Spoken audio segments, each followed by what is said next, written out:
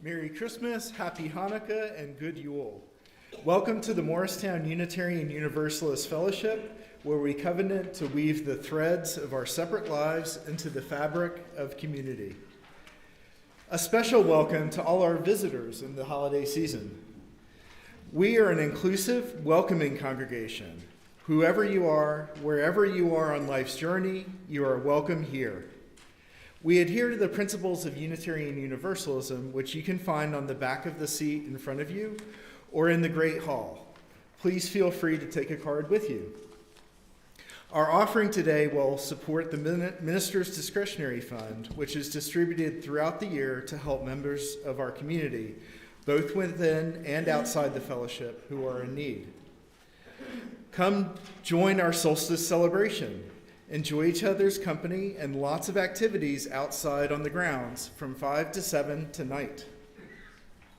We do have a few milestones. Betsy Burr has been recovering from COVID and pneumonia at Chilton Hospital, but she's expected to be discharged soon, but now Stefan has tested positive. In case you missed it in this week's newsletter,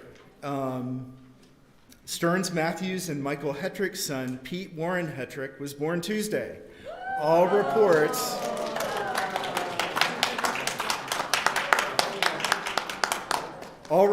are that he's healthy and adorable. 7 pounds, 5 ounces. This morning, we don't just have a service, we have a theatrical experience. So please silence all noise-making devices. Sit back and join in when it's time.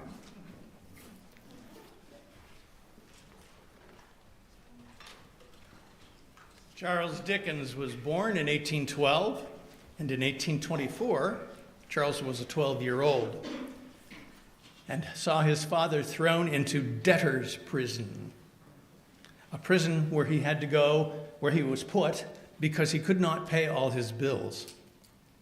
Charles had to quit school at the age of 12.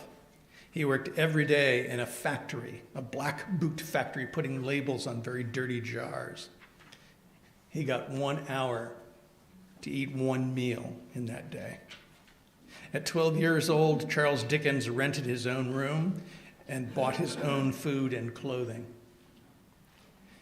Dickens became a journalist and then a famous writer. He learned to read and write in spite of having to work 12 hours a day. He knew firsthand how people's lives were devastated by the English poverty system. Everyone read Dickens. He became a very popular writer. People who couldn't read would pay other people half a cent to read Dickens' writings to them. Dickens hated the way the government was so cruel, and he hated the way the churches in those times were also cruel.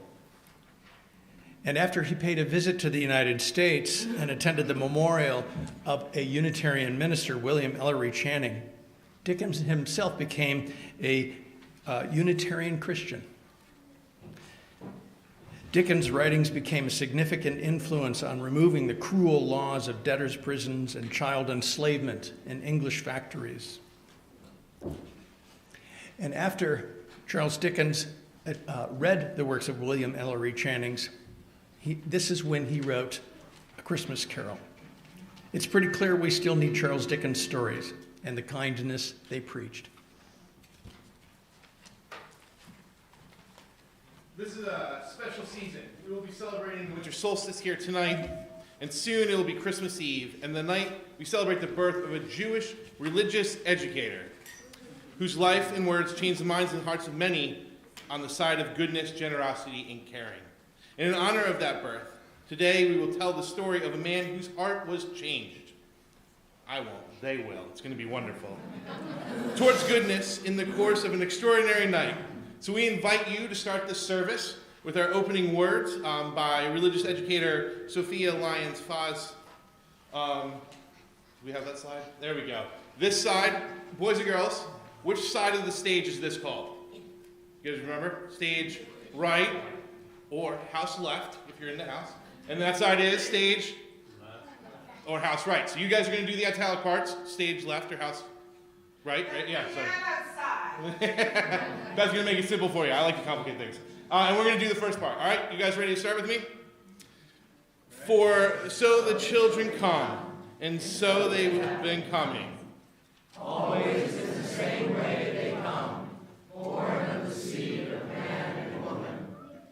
No angels herald their beginnings. No prophets predict their future courses.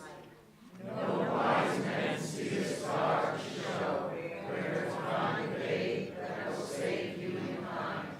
Yet each night a child is born in the holy night. Fathers and mothers sitting beside their children's cribs feel glory in the sight of a new life beginning. They ask, where and how will this new life end? Or will it ever end? Each night a child is born is a holy night. A time for singing, a time for wondering, and a time for worshiping.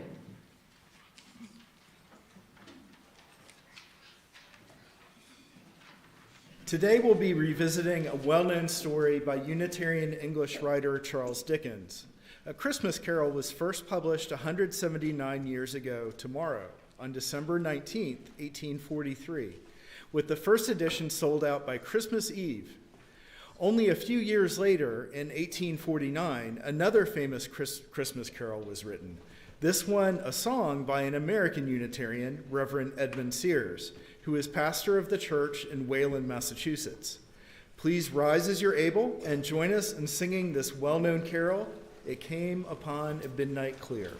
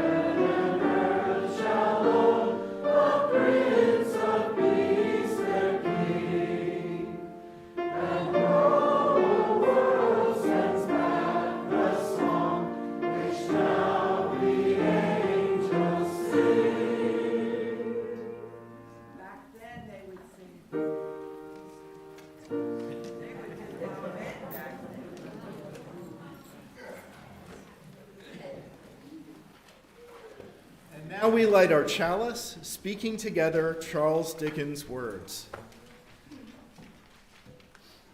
I have always thought of Christmas time, when it has come round, as a good time, a kind, forgiving, charitable time, the only time I know of in the long calendar of the year, when men and women seem by one consent to open their hearts freely and to think of people below them as if they really were fellow passengers. We have lit our chalice today for all our fellow passengers on our blue boat home. They stand beside us, neither above nor below, and we wish them lightness where there is heaviness and joy where there is sorrow. Please join us in singing a light and joyful song. Our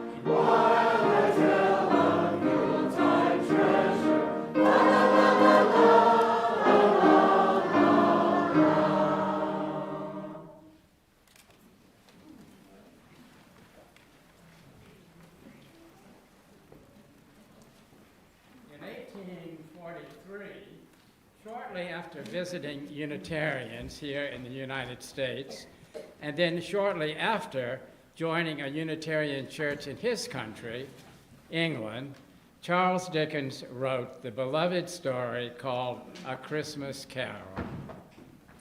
It's about a man named Ebenezer Scrooge. Scrooge loved money above all other things. To him, it was the most important thing in life, more important than family, friends, the people who worked for him, or people in general.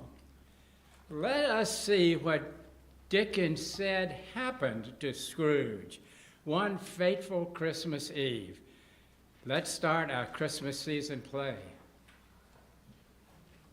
Once upon a time, of all the good days of the year, on the afternoon of Christmas Eve, old Ebenezer Scrooge sat busy in his money-counting house. Outside in the cold, bleak weather, the city blocks had only just struck 3 in the afternoon, but it was quite dark already. The days grew short at this time of year. Carriages and sleighs went by, the horses' bells jingling in the wintry ear. Scrooge kept a careful eye upon his clerk, Bob Cratchit, who sat at a dismal little desk, copying letters. Scrooge had a very small fire, but the clerk's desk was so very far from the fire that it looked like one small, barely lit log. Meanwhile, the fog and darkness thickened, and the cold became piercing. Some carolers passed by outside singing, God bless ye, merry gentlemen, let nothing you dismay.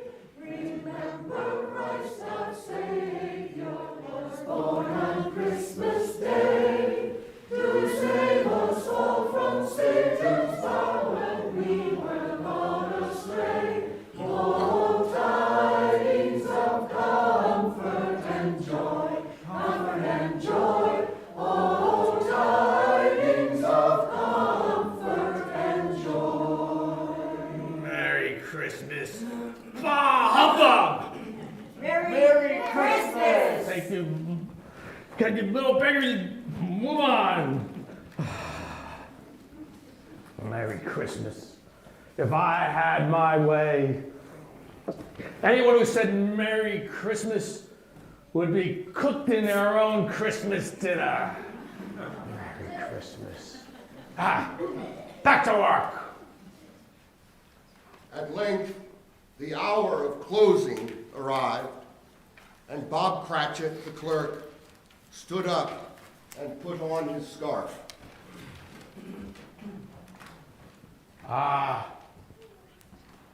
And you'll want the whole day off tomorrow, I suppose, it being Christmas? If it's quite convenient, sir. It's not convenient, and it's not fair. I pay a man a whole day wages for no work. But it's only once a year. That's a fine excuse for picking a man's pocket the 25th of each month, December. But if you must have the whole day, make sure you're here all the earlier the next morning. I promise. And Merry Christmas, sir. Merry Christmas. Ma humbug, I say. Merry Christmas. Something amazing was about to happen to Ebenezer Scrooge. A star of hope was about to shine in his life, and he had to find the courage to follow it. Let us think of Scrooge's journey to come as we listen to our next song, When a Child is Born.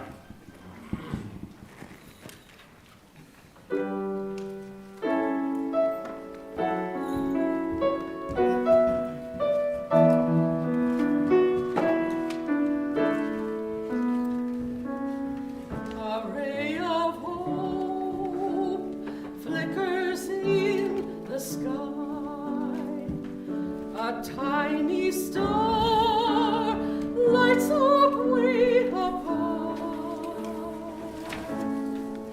All across the land dawns a brand new morn. This comes to pass when a child is born.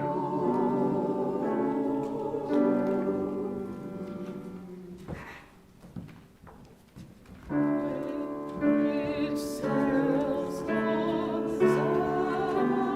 seas, winds whisper in the trees, walls crumble, dust and dawn.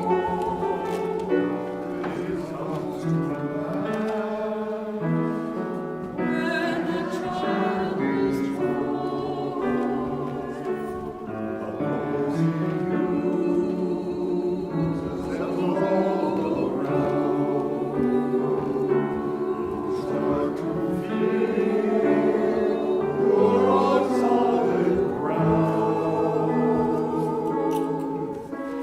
a spell or two, no one sings alone. This comes to pass when a child is born. And all of this happens because the world is watching, waiting for one child. Black, brown, white, yellow, red, no one knows. But a child that will grow up and turn tears to laughter, hate to love, war to peace, and everyone to everyone's neighbor. And misery and suffering will be words to be forgotten forever.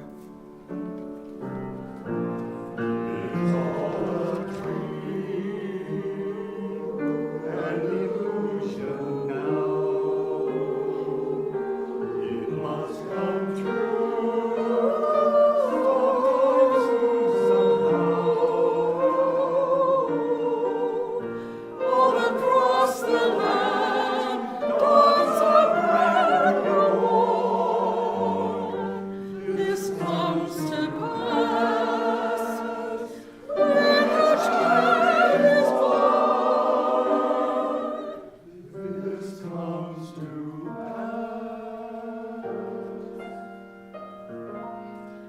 when a child is born.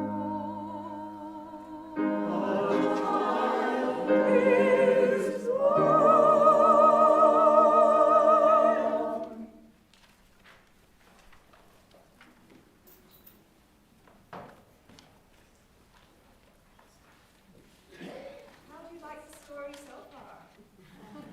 Charles Dickens, who wrote it, knew what it was like to be poor. When he was 12 years old, his family lost all they had and was sent to a jail for poor people. Charles was sent to work in a factory for 10 hours a day to help pay his family's debts. Later, he worked as a clerk like Bob Cratchit. He learned how hard things were for poor families. All his life, Charles Dickens wrote books about how hard things were for poor people. He used his gift of storytelling to help others. Let's get back to the story. Scrooge went home to his chambers, which had once belonged to his dead business partner, Jacob Marley. They were a gloomy set of rooms in an old and dreary building where nobody lived but him.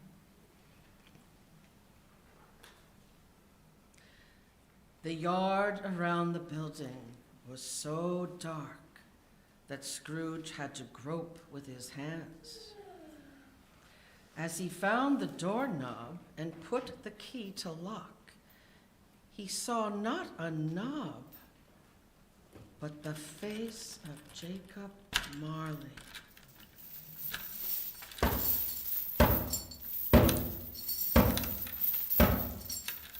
Scrooge had not given one thought to his former business partner, Jacob Marley, since his death 7 years earlier. Startled, Scrooge looked upon the face of Jacob Marley and stared as it turned back again to just a now.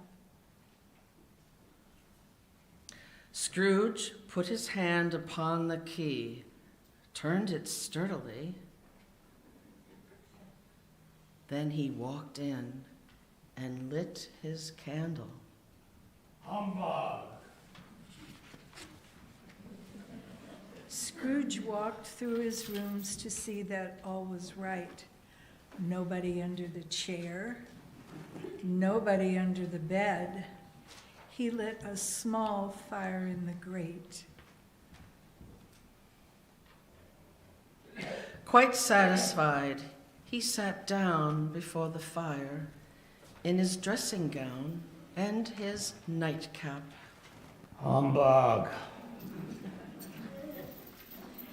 As Scrooge sat there, he heard a clanking noise. Deep down below, as if some person were dragging a heavy chain in the cellar. He heard the cellar door fly open with a booming sound, and then heard the noise coming up the stairs, then coming straight towards his door. It's humbug still. It was not a humbug, whatever that is. It was a ghost. Now, don't be scared. No one gets hurt in this play. I wasn't scared. Humbug. Without a pause, the ghost came through the bedroom door and into the bedchamber before Scrooge's eyes. A chain clasped about the ghost's middle held ledgers. Those are books where people keep track of money. Deeds. Those are papers about who owns property. And cash boxes, keys, and padlocks made of steel. Who are you? In life, I was your business partner, Jacob Marley. Humbug, I say. Scrooge, hear me. Dreadful ghost. Why do you trouble me? I come to save you from my fate. With each poor person I threw from their homes, with each person I threw into debtor's prison, I made another link in this chain. It is a dreadful burden, Scrooge, one that I must carry with me. But my time is nearly gone. I tell you so that you may yet avoid my fate. You'll be visited tonight by 3 spirits. The first, when the bell strikes 12. The second, when it strikes 2. And the third, when it strikes 4. For your sake, Scrooge, remember what will pass.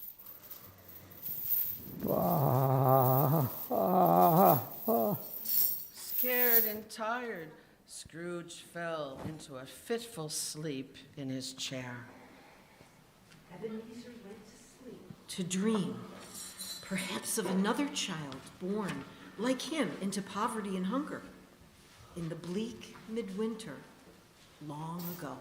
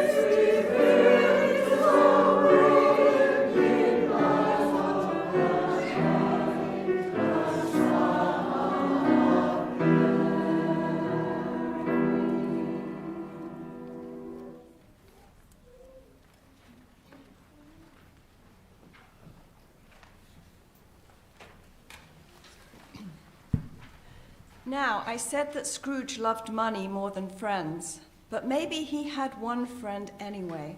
Maybe this man Marley was his friend, because he came back to tell Scrooge the truth. Friends do that sometimes. Sometimes a good friend will tell us the truth about how we could be better people. Do you think Scrooge will listen to this friend or to the ghosts that will come? Let's see. Scrooge woke when he heard the bells sounding the hour of midnight.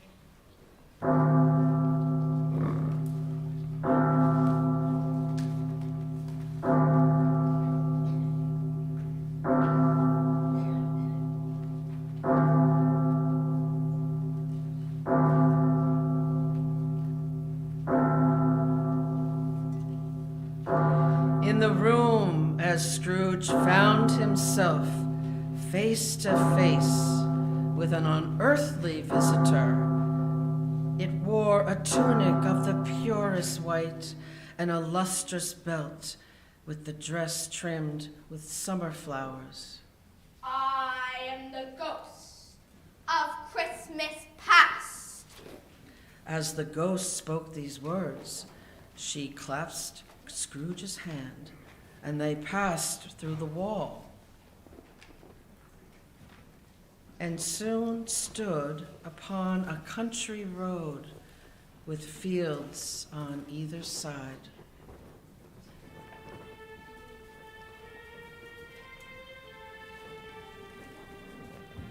Ah, heavens. I was a boy here.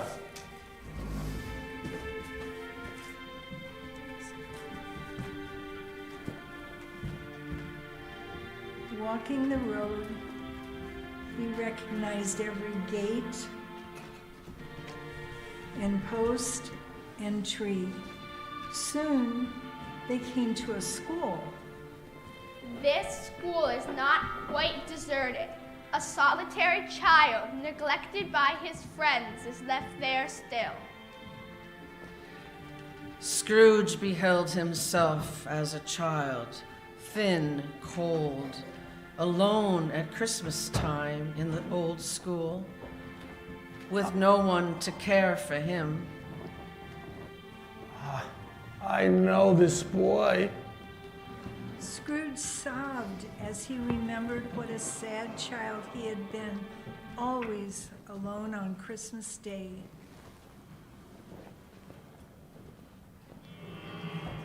The ghost grasped his hand again, then stopped at a warehouse door.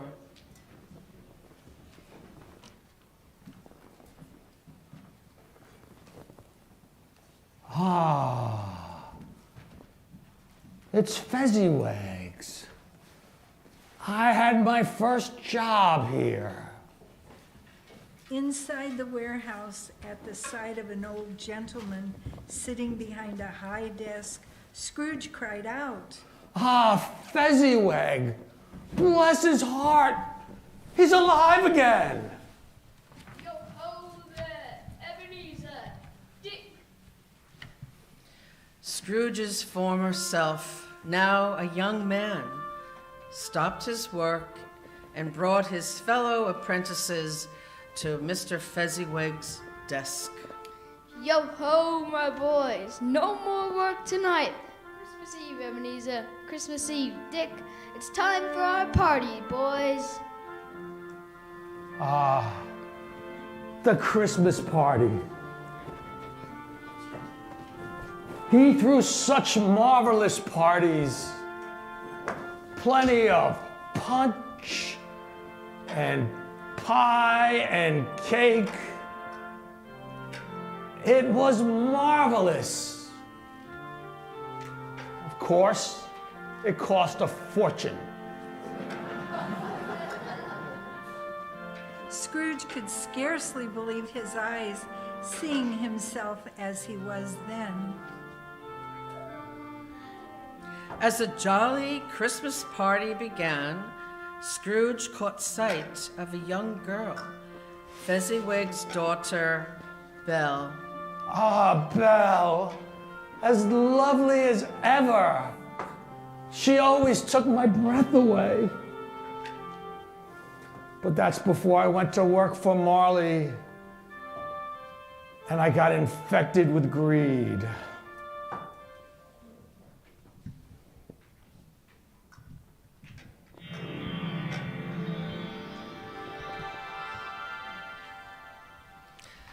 And then again, away Scrooge and the ghost went.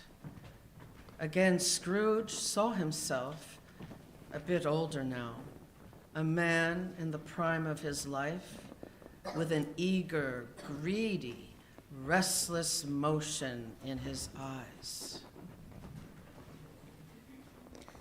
We cannot marry, Ebenezer. You do not love me as you once did. I fear a golden idol replaces me, and gain engrosses you. Oh no. No, Belle, please don't go. She cannot hear you. Oh, foolish young man, to put prize money over the love of that woman. Spirit, remove me from this place. I told you these were shadows of the things that have been, that they are what they are. Do not blame me.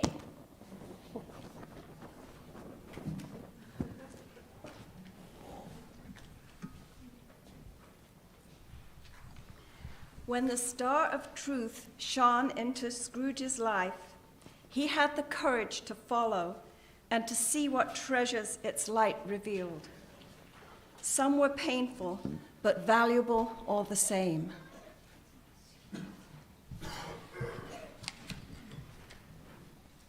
Some of our Christmas songs tell about treasures brought to a special child by earthly kings. But there is also one about a poor boy who wanted to share a gift with the little babe. As our ushers gather your offerings now, please be as generous as you can, whether you have gold, frankincense, and myrrh to offer like the three kings, or are sharing what talents you have like the little drummer boy.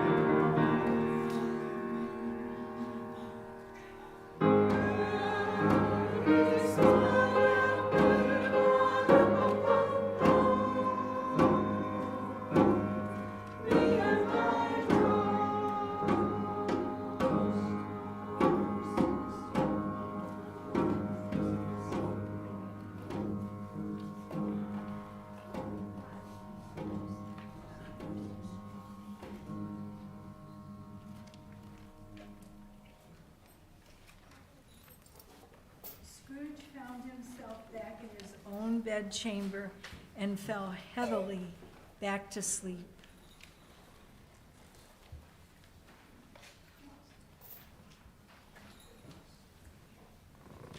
Can you imagine seeing yourself as you once were? What a gift the spirit of Christmas past gave Scrooge, helping him remember how he became the man he was. It was a painful gift for Scrooge. Let's see how he was able to receive it and the gift of the next spirit. Scrooge woke in the middle of a great snore. Knowing the bell was about to strike 2, trembling, he watched and waited.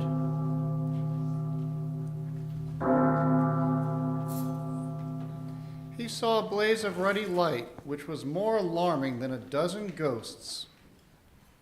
He got up softly and shuffled around his bedchamber, from whence the light seemed to shine. Ebenezer Scrooge, dear fellow, may I come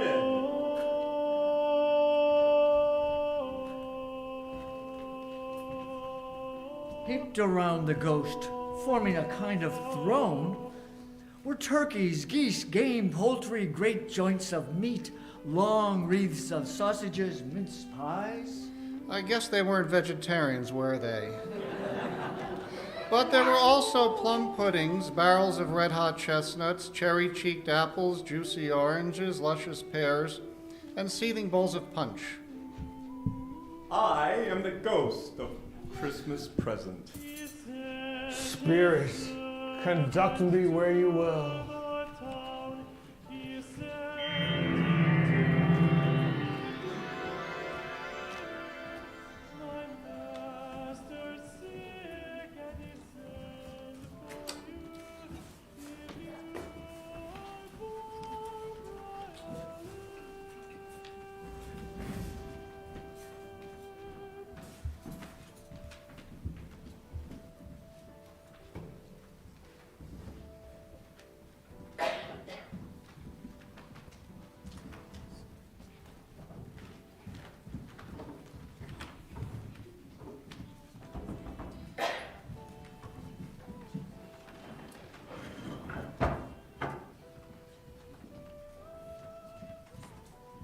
Gone was the fine food and punch.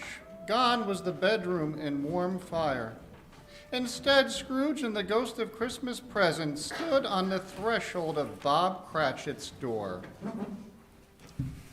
Blessings on this house and all who dwell within.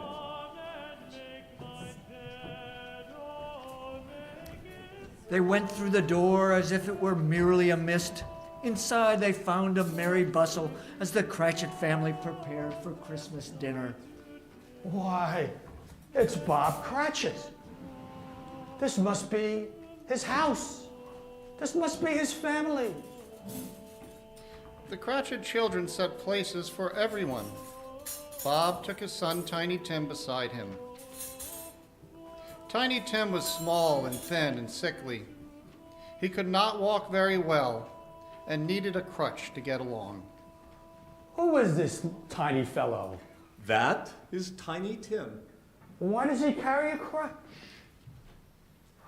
I'm afraid Tiny Tim is not well. He's been sickly all his young life. At last, the dishes were set on and grace was said. Mrs. Cratchit brought in a small goose on a platter.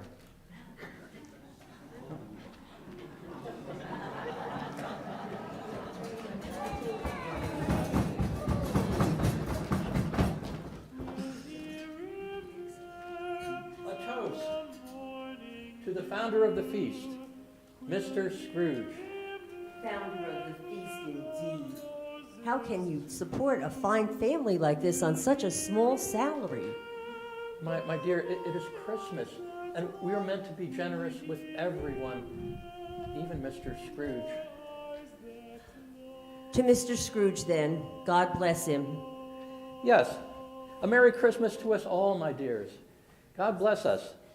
Merry Christmas! God bless us. God bless us, everyone.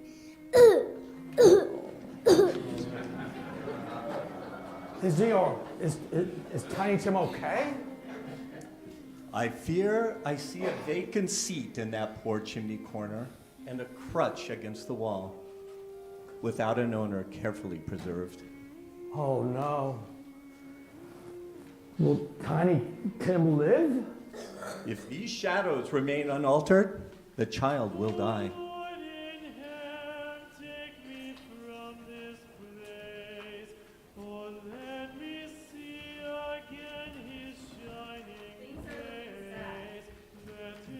As Scrooge's heart slowly opens, this is a gift of Christmas. Even when things are difficult, we believe in the messages it brings. Even when we are sad and lonely, Christmas lets us hope for a better future and gives us the strength to work for it.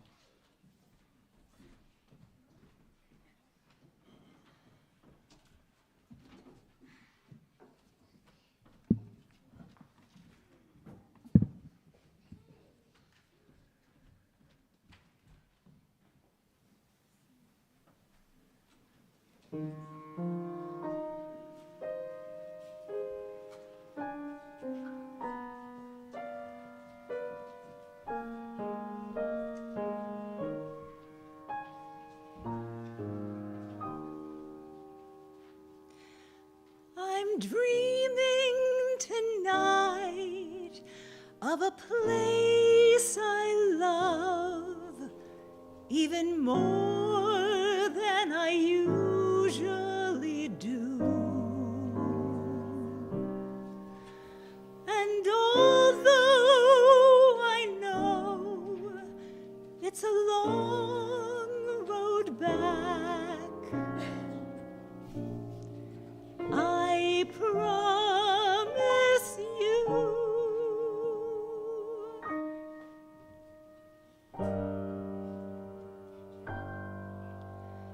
finding home in an unexpected way, making a home day by day, being home in an unencumbered sleep, staying at home, sweet and deep, leaving home unexpectedly, and then searching for home once again. If you keep it in your heart, when you are forced to roam, I know you too will start finding home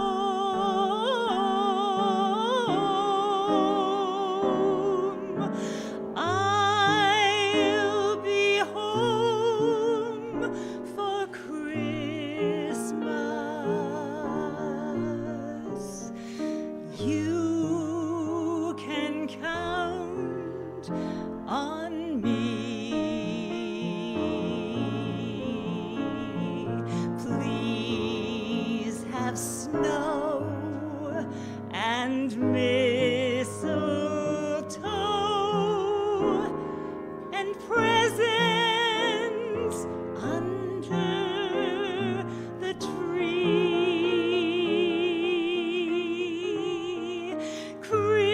Christmas Eve will find me where the love light gleams.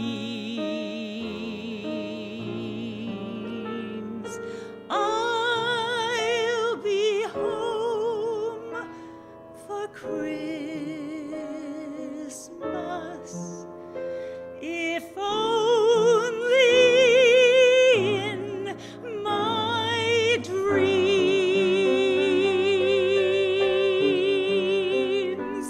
finding home in an unfamiliar face, feeling your home, finding grace, keeping home in the gestures that you know, holding home if you go, trusting home if you travel far and wide, carrying home deep inside,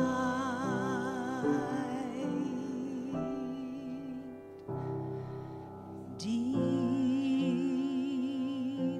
inside.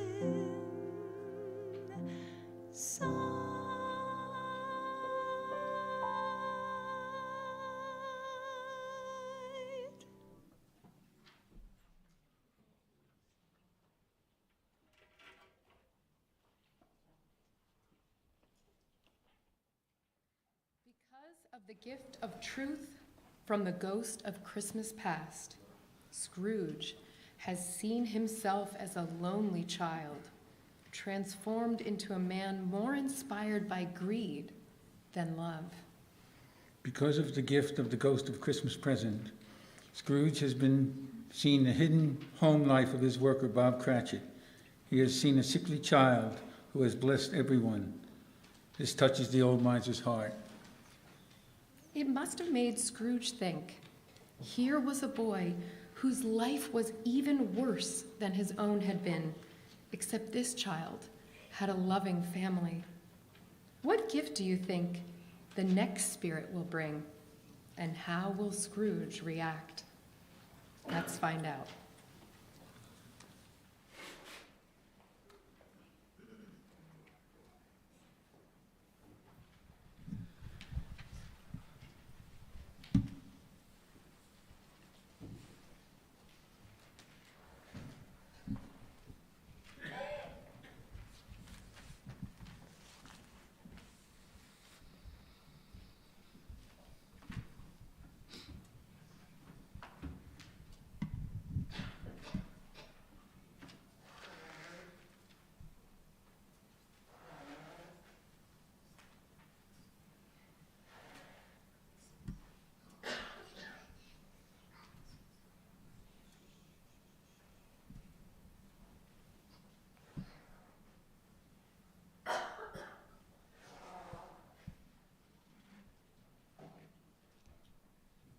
Scrooge lifted his eyes and beheld a solemn phantom, draped and hooded, coming towards him. It was shrouded in a deep black garment, which concealed its form and left nothing visible save one outstretched hand.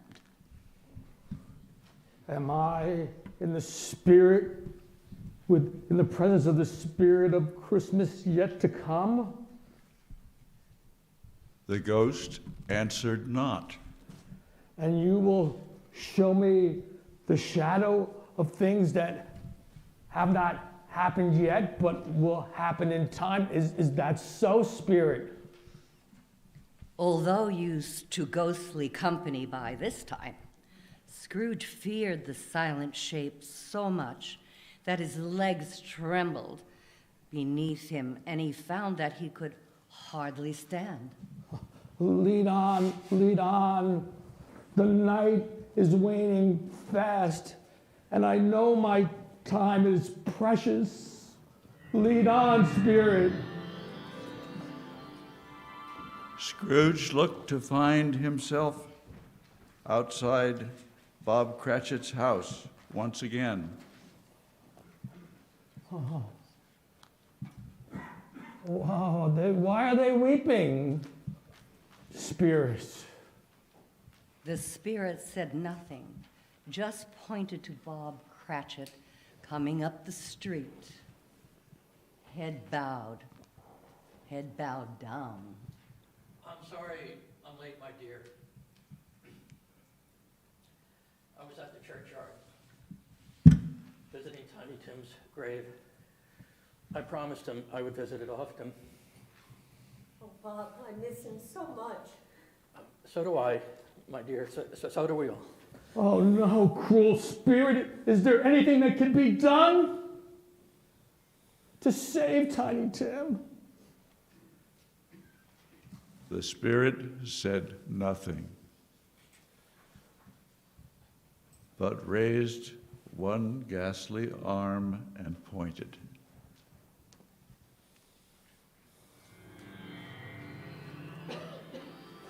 Oh.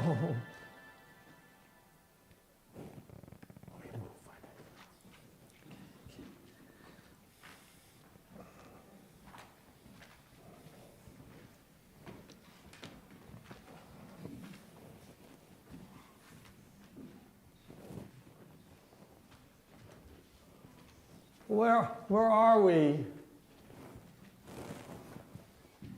Is this where poor Tiny Tim is buried?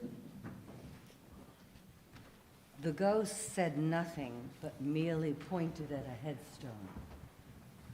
Tombstone.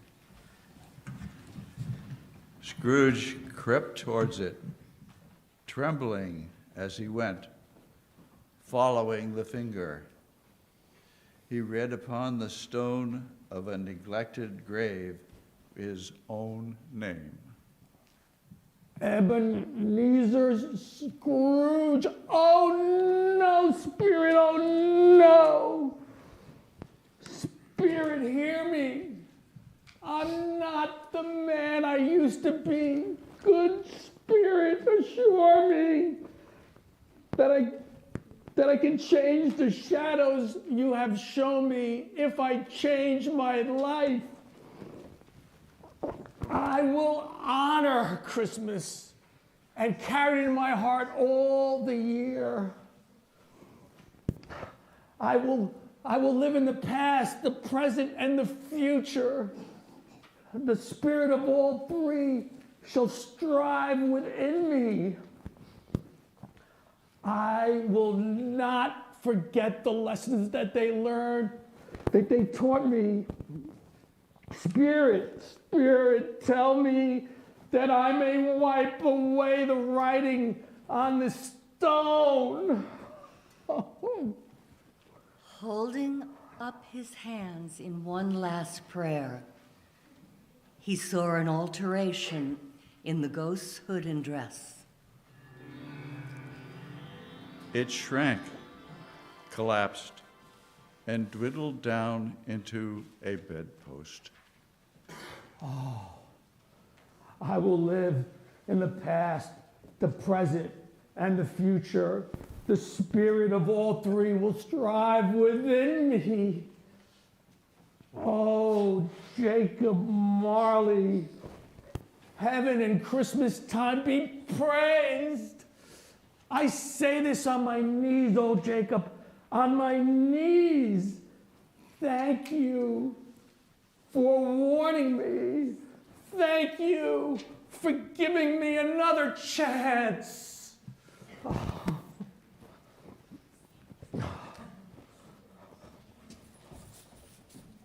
Scrooge awakened from his dreams as morning dawned. Running to his parlor, he opened the window, put out his head, and felt clear, bright, jovial, stirring cold. Golden sunlight, heavenly sky, sweet fresh air, merry bells. Oh, glorious, glorious. Below in the street, some carolers sang.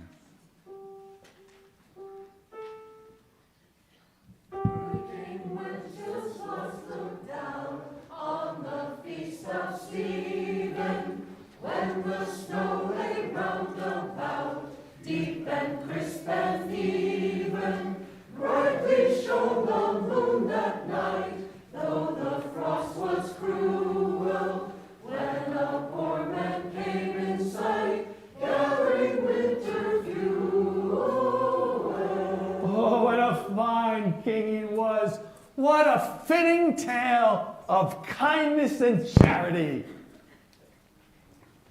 Hey, boy. What's today? Today? Why, it's Christmas Day. Merry Christmas! Saints be praised! Merry Christmas. Fine fellow.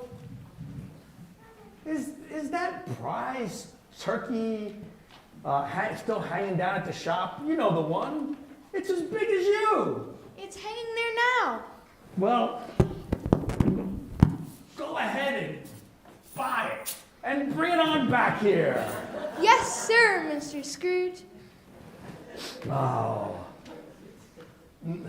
Merry Christmas. I shall give it to Bob Cratchit. He should know where it came from. It's twice the size of Tiny Tim. What's gotten into him? It must be a Christmas miracle.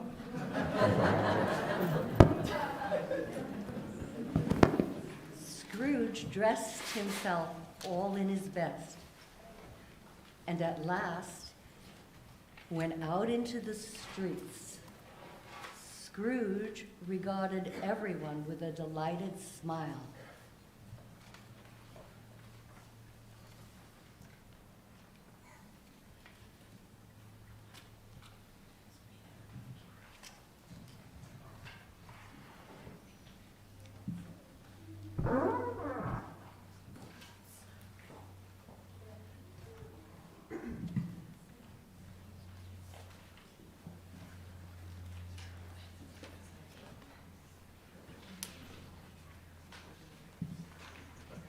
Oh, Merry Christmas. Merry Christmas, everybody. Merry Christmas. Merry Christmas. He went to Merry church Christmas. and walked about, Merry watched Christmas. the people, Merry Christmas. patted children on the head, Merry talked with beggars, and Merry found Christmas. Merry everything Christmas. could yield Merry him Christmas. pleasure. Merry Christmas. Merry Christmas. Let us listen to a song that captures Scrooge's new outlook.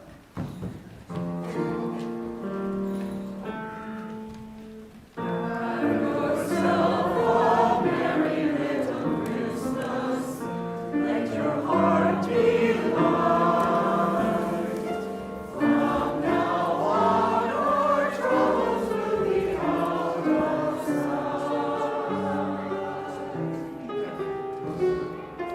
Have yourself a merry little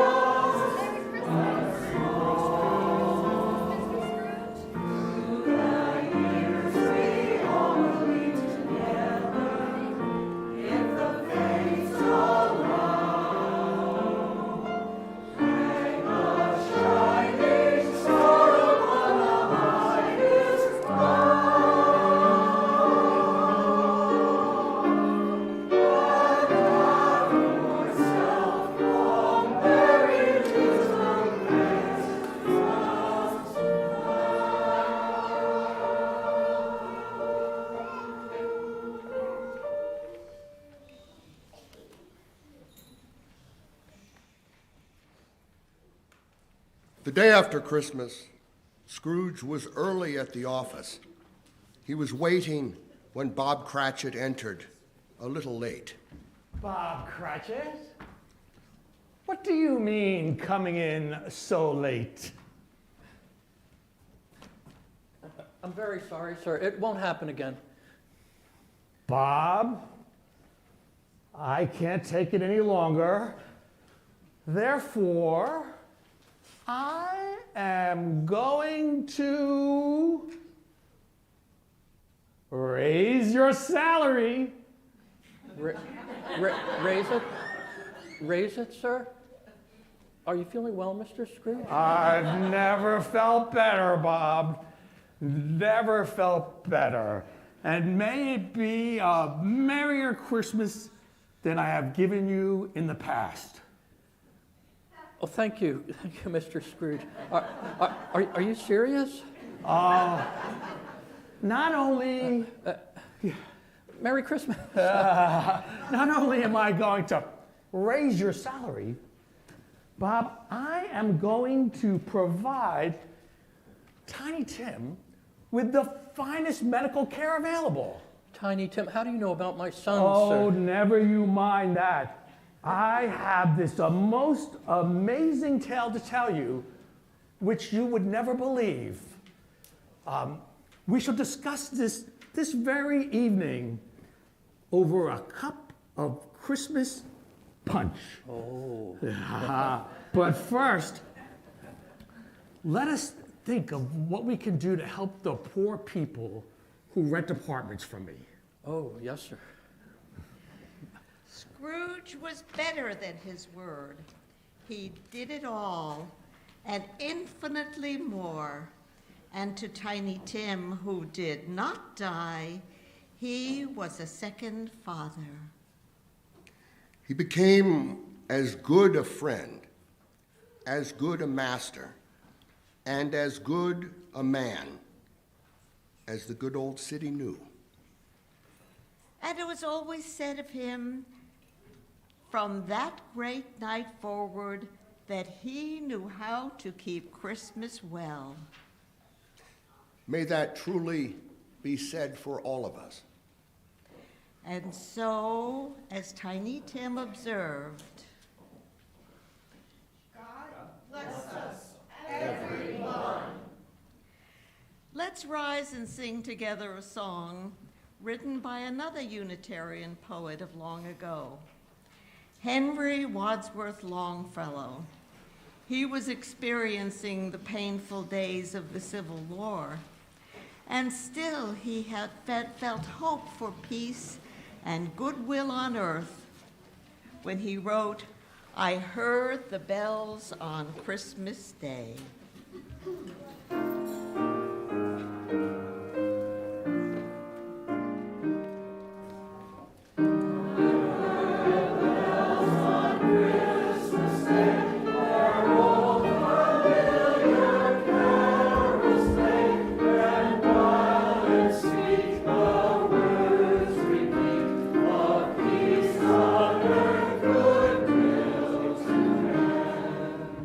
Bye.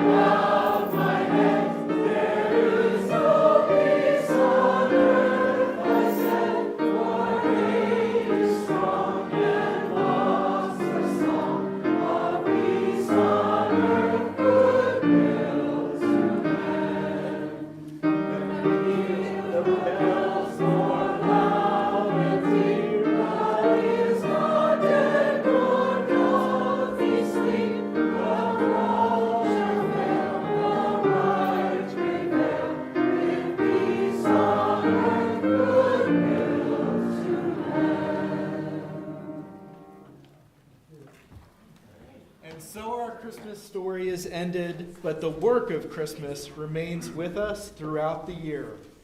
Please join our cast and choir for our closing words. The song of the angels is still. When the star in the sky is gone. When the shepherds are back with their flocks. When the kings and princes are home. The work of Christmas begins. The lost, to heal The broken, to feed the hungry, to release the prisoner, to rebuild the nations, to bring peace among the people, to make music in the hearts. Hold on, Beth. I want to, while you're all standing, I'm going to do this while you're standing, want to take a moment out of all of this to thank Barbara Stasiak for running all this. Yes.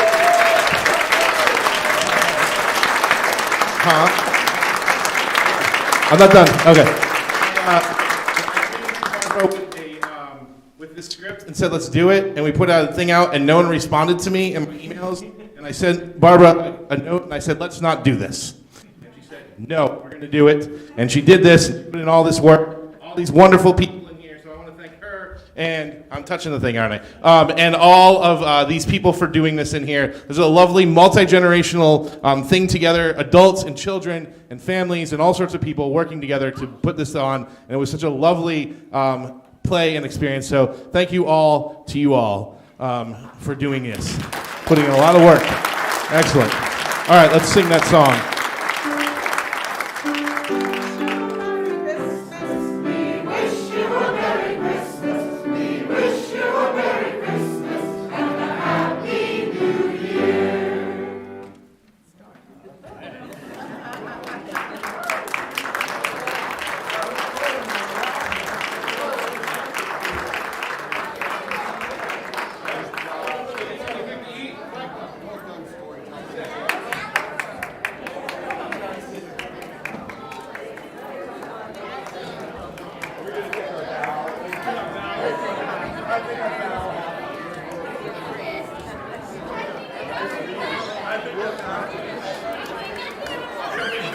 Should we go for